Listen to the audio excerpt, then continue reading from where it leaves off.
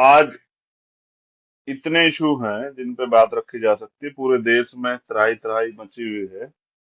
मैं भारत के सभी कोनों में जाता हूँ। पूरे देश में घूमता हूँ, जहां जाता हूँ वहां समस्याएं जो हैं वंचित वर्ग की देखने को एक जैसे मिलती। लेकिन आज जो इशू है वो वंचित वर्ग के साथ साथ इस देश के तमाम नौजवानों से जुड़ा विषय है। मैं खुद एक नौजवान हूं और बेरोजगारी के दर्द को समझता हूं। मैं अभी राजस्थान गया था, वहां 2 जुलाई को आंदोलन है। वहां पर भी नौजवान अपनी नियुक्ति के लिए आंदोलन कर रहे हैं। उसके अलावा मेरे आज भी याद है कि एसएससी जीडी के बच्चे जिनके साथ मैं दिल्ली में शामिल हुआ था, वो भी आज आंदोलन कर रहे हैं। वो पैदल मार्च कर रहे हैं कि उनको नियुक्तियां मिल जाए, नागपुर से दिल्ली। और गर्मी देखिए, ऐसी गर्मी में वो बहन और भाई छोटे किस तरह से जो है अपनी हक की आवाज को उठा रहे हैं। आज हम बात करेंगे इशू पे। एक बड़ा समुदाय जुड़ा हुआ है। सरकार द्वारा जो योजना लाई गई है, अग्निपथ, और एक नया नाम भारतीय सेना के वीरों को, वीर सपूतों को दिया गया है, अग्निवीर। भारत सरकार की नई योजना अग्निवीर। पिछले 2 दिन में जो मैंने हालात देखे, मुझे लगा कि मुझे कोशिश करनी चाहिए अपने भाइयों से बात करने की। अगर हम बात करें अग्निपथ की, उससे पहले हम बात करें कार्यकाल देखें भारतीय जनता पार्टी की सरकार का। तो पिछली सरकारों में रोजगार नहीं मिल रहा था और रोजगार कम था। इस वजह से सरकार ने युवाओं को झूठे झांसे दिए, भरोसे दिए और कहा कि हम आपको रोजगार देंगे, 2 करोड़ नौकरियां हर साल दी जाएंगी। नौजवानों को लगा कि भाई ठीक है। बेबस परेशान नौजवान सरकार पे भरोसा कर दिया। फिर 2019 तक 5 साल की सरकार निकली, लेकिन भर्तियां नहीं निकली। इसके बाद ये लड़ाई आगे बढ़ी। दोबारा से जनता ने मौका दिया भारतीय जनता पार्टी को, या विपक्ष से बिखराव, या और जो ईवीएम में तमाम तरह का दुरुपयोग जो है किया गया, उसके जरिए फिर सरकार सत्ता में आई। इस बार नौजवानों को विश्वास था कि उनके लिए रोजगार पे कुछ होगा, और जब भी वो रोजगार की बात करते हैं तभी सरकार ने धर्म की चाशनी जो है वो चटाने का काम करती है। नौजवान रोजगार मांग रहे हैं, सरकार ज्ञान व्यापी की बात कर रही है, ताजमहल की बात करवा रही है, नुपुर शर्मा की बात करवा रही है।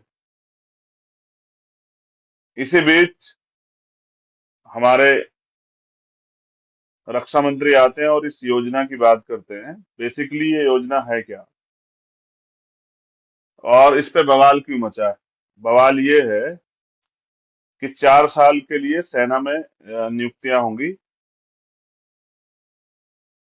और उसके बाद उन लोगों में से जैसे 50,000 भर्ती होती है, तो 46,000 लोगों को वापस लौटा दिया जाएगा, और लगभग 4,000 लोगों को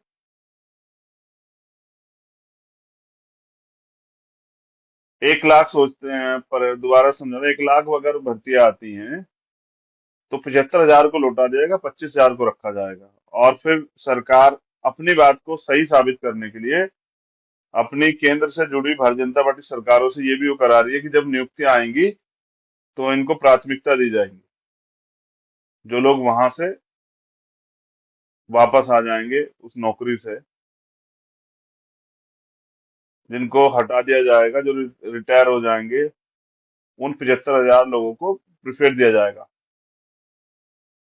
लेकिन ये बातें हवा हवाई हैं, क्योंकि पहले से सरकार नौकरियां ला रही है। जितनी नौकरी ला रही है उनमें घोटाले हो जा रहे हैं, पेपर लीक हो जा रहे हैं। मैं समझता हूँ कि जितना समय सरकार कह रही है कि नौकरी करने को देंगे, इतने समय तो युवा जो है देश प्रेम और देशभक्ति और देश की सेवा के लिए तैयारी करता है।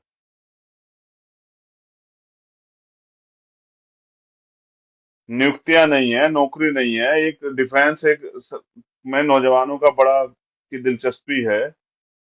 वो सुबह 4 बजे उठ के दौड़ लगाते हैं, 4 मिनट में 1,600 मीटर कवर करने का प्रयास करते हैं। और एक बच्चे से उसके सिर्फ वो खुद नहीं, उसके परिवार के भी सपने जुड़े होते हैं। हमारे यहाँ तो जो लोग बड़े पैमाने पे सेना में जाना चाहते हैं, उनके परिवार के लोग अपनी जमीनें बेच बेच के अपने बच्चे के लिए तैयारी कराते हैं। और सरकार एक लाइन से इसको ठेकेदारी व्यवस्था बना देना चाहती है, सुविधा व्यवस्था बना देना चाहती है, इसका निजीकरण कर देना चाहती है। और ये सरकार की सोची समझी साजिश है। पसीने का कारण ये है कि ये उत्तर प्रदेश है और यहाँ लाइट नहीं है। ये उत्तर प्रदेश सरकार का सच भी है। तो जिस विषय पे मैं बात कर रहा था वो ये है कि ये नौकरियां जो डिफेंस में होती है, जिसमें पूरे देश से नौजवान इंतजार करता है कब सेना में भर्ती आएगी और उसको देश सेवा करने का मौका मिलेगा। नौकरी के साथ उसकी उसकी भावनाएं भी होती हैं, देश प्रेम की, देश के लिए मर मिटने की। अगर 1 करोड़ वैकेंसी निकलती है तो मैं मानता हूँ 10 करोड़ नौजवान जो है उसके लिए तैयार है। और वो मिलेगा आपको लाइन में खड़ा हुआ, नौकरी की चाहत में। और एक क्रेज है, मैंने तो नारे सुने हैं कि वर्दी दो या अर्थी दो, विजय वीर गति। हम पुराने इस देश में जब सिनेमा का जो कल्चर है, पिक्चरों में देश के प्रति जो देशभक्ति की भावना दिखाते हैं, उसके अनुसार नौजवान तैयार होता है देश में। और पूरा ये है कि सरकार इसके साथ मजाक कर रही है। ये मजाक सिर्फ सेना के साथ नहीं है, देश की सुरक्षा के साथ भी मजाक। ये मजाक है युवाओं के भविष्य के साथ।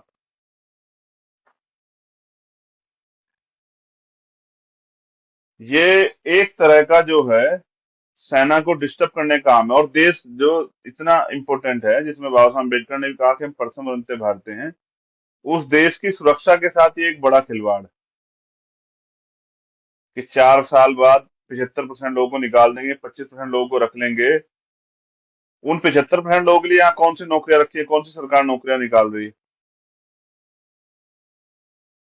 तो ये इस देश के युवा को बर्बाद करने की साजिश है। मेरी अपने युवा भाइयों से अपील है, जो 2 दिन का मैं उनका संघर्ष देख रहा हूँ, कि वो अपने आंदोलन को, ठीक है आप इस बात से निराश है और ये गलत भी है, हम सब लोग आपके साथ खड़े हैं, मैं भी आंदोलन के लिए आपके साथ तैयार हूं, मगर मेरी आपसे अपील है कि लोकतंत्र में आंदोलन करने के तरीके संवैधानिक रूप से अपने आंदोलन को चलाइए। यही सरकार जहां आप देशभक्ति और राष्ट्र प्रेम के लिए जो है सेना में जाना चाहते हैं, यही आप पे झूठे मुकदमे लगा के जेल भेज देगी।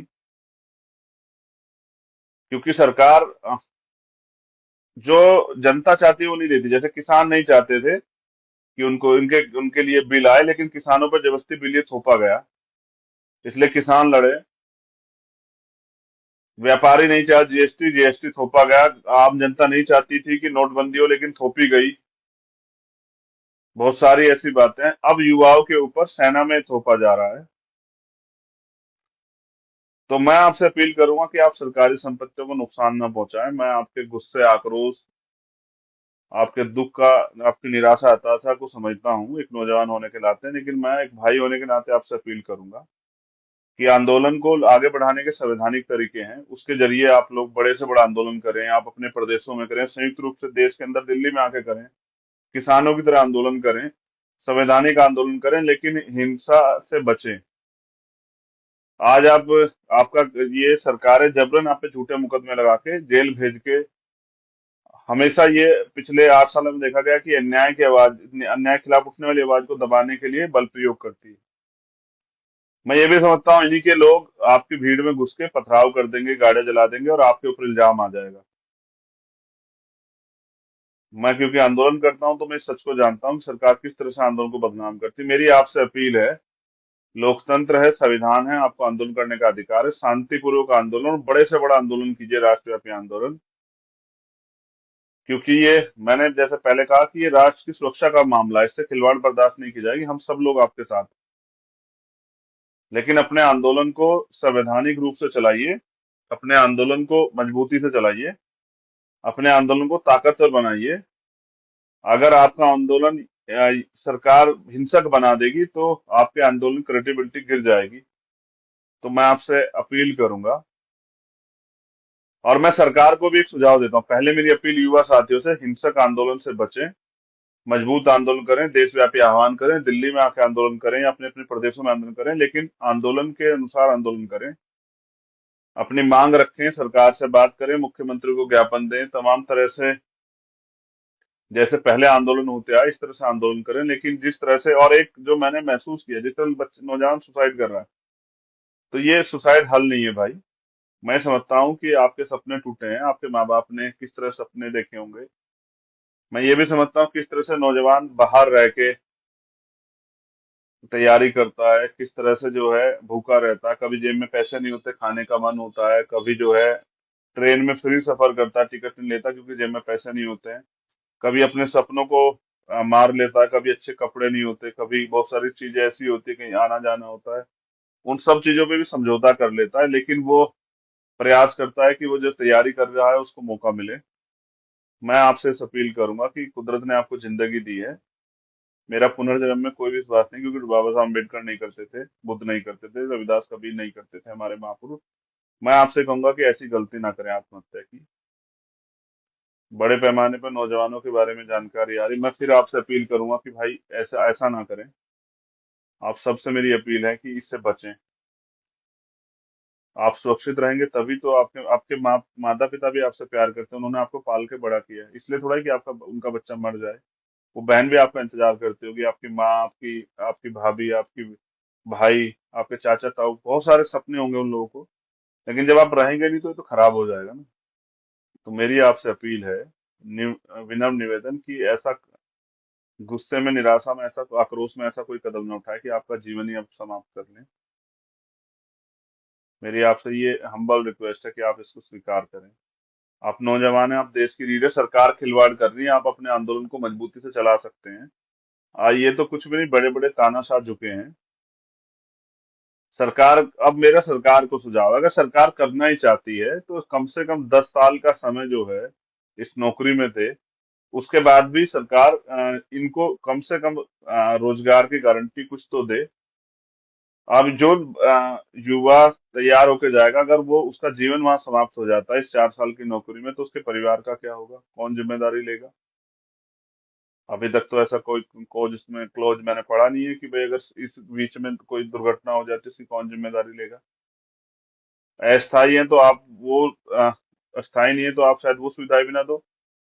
और नौजवान, आप तो पूरे देश में बीजेपी स्लोगन दे गई, वन रैंक वन पेंशन, और अब तो आप पेंशन और नौकरी दोनों लूटने का काम कर रहे हैं। तो मेरी सरकार से अपील है, अगर सरकार इसको करना ही चाहती है तो इसकी समय सीमा बढ़ाई जाए, क्योंकि जब 17-18 साल का नौजवान इसमें शामिल हो जाएगा और 20-22 साल में घर आ जाएगा, तो वो करेगा क्या? यहाँ यहाँ कौन सी नौकरियां रखी हैं? तो इसलिए सरकार युवाओं के भविष्य और राष्ट्र की सुरक्षा के साथ खिलवाड़ ना करे, सेना के साथ भी खिलवाड़ ना करें। 4 साल के में जो ट्रेनिंग पीरियड आपने रखा, कितना अनुभव होगा उसके पास, और अगर ऐसा कोई मौका आ जाता है कि राष्ट्र सुरक्षा के लिए दुश्मन से कोई विद्रोह विरोध हो जाए या कोई आक्रमण हो जाए, तो वो कैसे उसका सामना करेगा?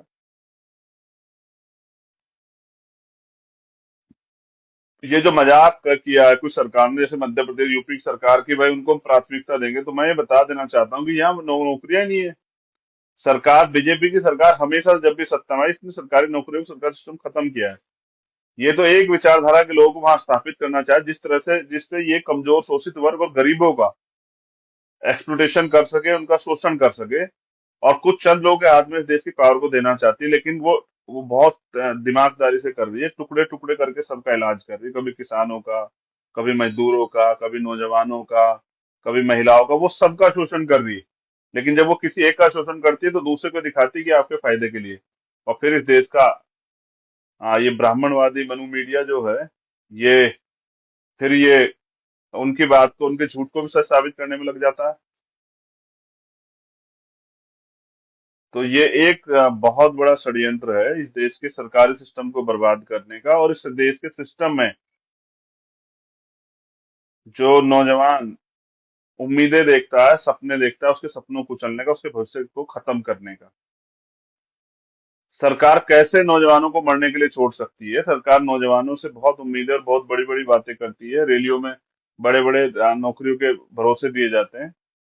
लेकिन जहां पेपर लीक होते हो, जहां तमाम तरह से जो है सरकारें के संरक्षण में जो है अ, न्यायपूर्ण जो है कार्रवाइयां ना होती है, वहां उसमें और इतने बड़े पैमाने पर देश के अंदर युवा है, उसके साथ खिलवाड़ करना कहाँ तक सही है।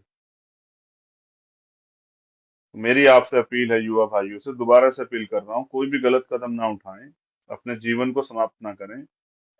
आपके परिवारों के बहुत सारे सपने हैं, उनको आपकी जरूरत है, ऐसा ना करें। दूसरा, अगर आंदोलन करना है तो हिंसक आंदोलन से बचें। सर, मैं समझता हूँ आपके आंदोलन में सरकार के लोग शामिल होकर आपके आंदोलन को बदनाम करने के लिए उसको हिंसक कर देंगे, जैसा अभी पिछले कुछ आंदोलनों में देखने को मिला। और फिर आप पे झूठे मुकदमे लगा के सरकार जेल भेज के आपका जीवन खराब करेगी। मैं आपसे अपील करूंगा कि इससे बचें, और अगर आंदोलन करना है, संवैधानिक तरीके से आंदोलन करें, चाहे वो प्रदेश स्तरीय करें, राष्ट्रीय स्तरीय करें। तो मेरी आप सबके लिए मंगल आशा और मेरा विश्वास है कि आप मेरी बात को समझेंगे। और सरकार से मैं फिर निवेदन करता हूं कि कम से कम 10 साल की इसकी अवधि की जाए। अगर आपको कुछ नया भी करना है समय के परिस्थितियों के हिसाब से, तो कम से कम 10 साल की गारंटी तो उसको मिलनी चाहिए। ये गलत है। और ये जो आप सेना में, डिफेंस में ठेकेदारी प्रथा निजीकरण ला रहे हैं, इससे देश को नुकसान होगा। हम प्रथम और नित्य भारतीय हैं, इसलिए मैं सरकार से अपील करता हूं कि आग से खेलने काम ना करें। इसमें आपके हाथ भी जल सकते हैं। मुझे आपसे ज्यादा इस देश की और इस देश के युवाओं की कमजोर सोच चिंता है, इसलिए मैं ये अपील कर रहा हूँ। वरना युवा तो आक्रोश में है और अपनी लड़ाई खुद लड़ रहे हैं। लेकिन मैं फिर इसलिए अपील कर रहा हूँ क्योंकि हम प्रथम और नित्य भारतीय हैं, और इस देश की सारी जो सरकारी संपत्तियां हैं, या इस देश का जो नौजवान है, इस देश की रीढ़ है, उनको मैं उनमें से एक, और मुझे उनसे प्यार है। इसलिए मैं अपील कर रहा हूँ। मेरी बहुत बहुत मंगल कामनाएं, आशा विश्वास कि आप मेरी दर्द को और वर्तमान के हालात को समझेंगे, और मजबूती से अगर अपनी बात रखनी, तो आंदोलन एक जरिया है, संवैधानिक आंदोलन, शांतिपूर्ण आंदोलन। लेकिन ये जो खिलवाड़ है, सरकार इसको रोके, प्राइम मिनिस्टर इस पे अपनी बात रखें, वर्तमान की स्थिति को संभालने का काम करें। आम आदमी का नुकसान हो रहा है। आपकी निजी स्वार्थ, आपकी निजी महत्वाकांक्षा है, और आपकी अपनी विचारधारा को स्थापित करने की इस प्रक्रिया में बड़े पैमाने पर देश का नुकसान हो रहा है। इस बात को भी सरकार समझे। राजनीति से ऊपर उठ के सरकार ये भी समझे कि इस देश को भी सलामत रखना है, इस देश की एकता अखंडता को भी जो है ना बना के रखना है, उसको खंडित ना करें अपने निजी स्वार्थ में। मैं समझता हूँ कि आपके पास बल है, आप गोली भी चलवा सकते हो, लेकिन चलवाओगे किस पे? अपने ही देश के नागरिकों पे, अपने देश के युवाओं पर, रीढ़ पे। तो ये अन्याय है, और युवा इस अन्याय के खिलाफ बिगुल बजाए, क्रांति करे, आंदोलन करे, संवैधानिक तौर पे हम सब उनके साथ। धन्यवाद। जय भीम, जय भारत, जय संविधान, जय मंडल, जय जोहार।